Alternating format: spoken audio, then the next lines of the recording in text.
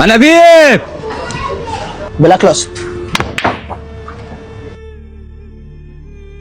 يا عم انت مش بترد عليا ليه؟ انت بتجري ليه يا بودة؟ يا ست الديزل مجنون ممكن يعمل فيهم حاجه، دول ورايا برضه. وهو ايه اللي خلاه يدخلها لي؟ انا لو حقي يرجع بالشكل ده انا مش عايزاه.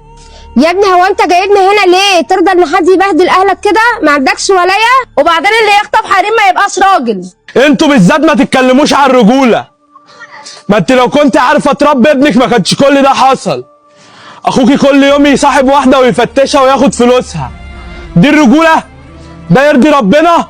طالما انت بتتكلم على اللي يرضي ربنا ده ما يرضيش ربنا برضه. دي ولايه ديزل. اقعد انت بس بلا ولايه. وبعدين ربنا بيسلط ابدان على ابدان، وهو لو كويس ومحترم ما كناش احنا جينا عليه زي ما هو جه على بنات الناس. رايح انت يا عم شادي واسند ظهرك عشان كلامك مش منطقي. وانت يا عم الديزل ده ما كانش اتفقنا يا صاحبي. حريم ما تخشش في الموضوع، فك الناس خليهم يمشوا. ديزل انا لو حقي هيجي بالطريقه دي انا مش عايزاه، فكهم وخليهم يمشوا. بقول لك يا عم بود ده انت ما تتكلمش خالص. قلت لي سيبنا خطط ونهرب الواد ونعرف نجيب الفلوس. ادي الواد خلع ومش عارفين نجيب الفلوس. سيبنا انا بقى، انا هجيب الفلوس مالكش دعوه. بقول لكم ايه لو سمحتوا، هو فين الديزل؟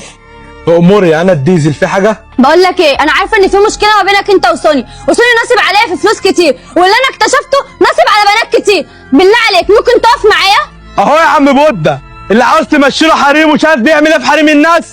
يا عم احنا هنطلع احسن منه، هنمشي حريمه وهنعرف نجيبه بطريقتنا برضه. بقول لك يا اخويا مش عايز انابيب. لا والله صعب، انا شغال بالغاز. طب بقول لك ايه، ما تعرفش فين بيت الديزل عشان كان عايز مني انبوبه وما اعرفش بيته. لا والله يا اخويا اصل انا مش من هنا، لو عايز تسال على حاجه عندك اخويا الليمبي اساله، هو من هنا. تمام يا اخويا تسلم. بعد اذنك كنا بخلي الانبوبه دي عندك لحد بس ما اروح واجي. هو انت مش عاوز تحط لي بسطرمه في الجبنه يا سيد داوود؟ طب انت يومك مش هيعدي النهارده. لا مؤاخذه يا اخويا لمبي، قطع عليك المكالمه. بقول لك ايه والنبي، انا سالت الجزار اللي هناك ده على بيت الديزل وقال ان هو ما يعرفش، مش من المنطقه، وقال لي ان انت اللي تعرف عشان انت من هنا من المنطقه. بس انا جايب له انبوبه يعني ومش عارف بيته فين، ما تدلني على بيته والنبي.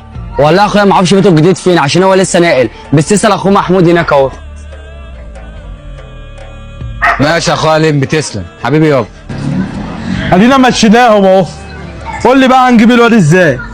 زي السكر في الشاي والميه في الغلايه. عايز تجيب راجل بصيله حرمه وهو ما شاء الله عليه بيعشق الحريم. لا يا اخويا مفيش منه، انا مخلص الاول. بقول لك يا قلبي، هو انت محمود اخو الديزل؟ اه يا اخويا في حاجه ولا ايه؟ لا يا عم مفيش حاجه، كل خير ان شاء الله. ايه الضحكه اللي انت ضحكتها دي يا متخلفه؟ افرضي حد فيهم شافك.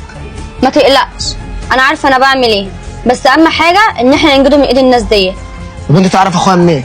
اخوك يا ابني ده اخوك ده عز المعرفه، اخوك دوت بص صحوبيه ابتدائي، بس اجرك الله بقى الزمن جه عليا واشتغلت بتاع انابيب. قول لي بس هو فين البيت؟ هنا اهو، تعال. ماشي تعال. هو ده البيت؟